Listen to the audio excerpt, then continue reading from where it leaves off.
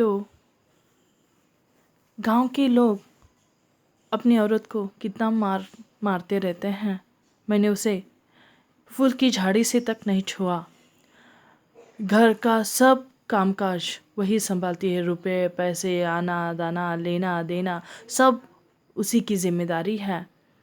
बेटे क्या जाने, बेटे तक पैदा नहीं हुए थे तब बुलाकी को एक बार कुछ अनारोग्य से पीड़ित थी वह।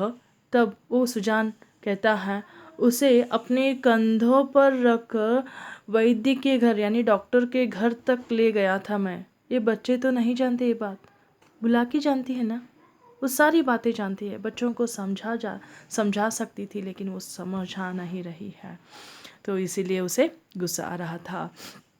तो यहाँ वो मन ही मन ये सारी बातें वो सोच रहा है।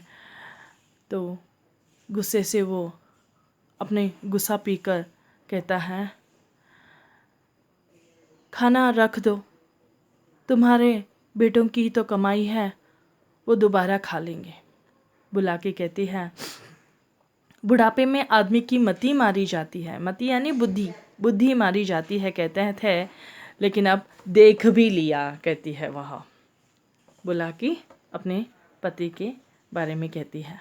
तो भोला ने इतना ही कहा है और कुछ तो नहीं किया, इतनी सी बात पर तुम इस तरह गुस्से से बैठ गए हो। तो वो सुजान कहता है हाँ,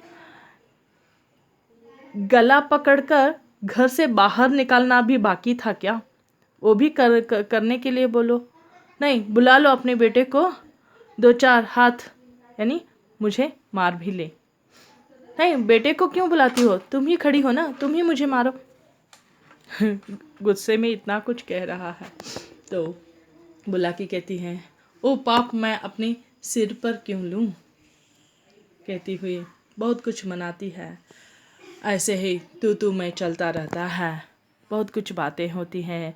सुजान, भूखे सो रहूँगा क्योंकि तुम्हारी बेटों की कमाई है, ये घर मेरे लिए अब कुछ नहीं है, कहता है। बेटे भी नहीं हैं क्या, कहते हुए प्रश्न करती है। बेटे तो तुम्हारे हैं। तो सुजान कहता है कहाँ के बेटे, बेटे से मैं बांझ आ गया हूँ, बेटे होंगे तुम्हारे, मेरे कुछ नहीं लगते, कह देता है। तो बुलाकी गालियाँ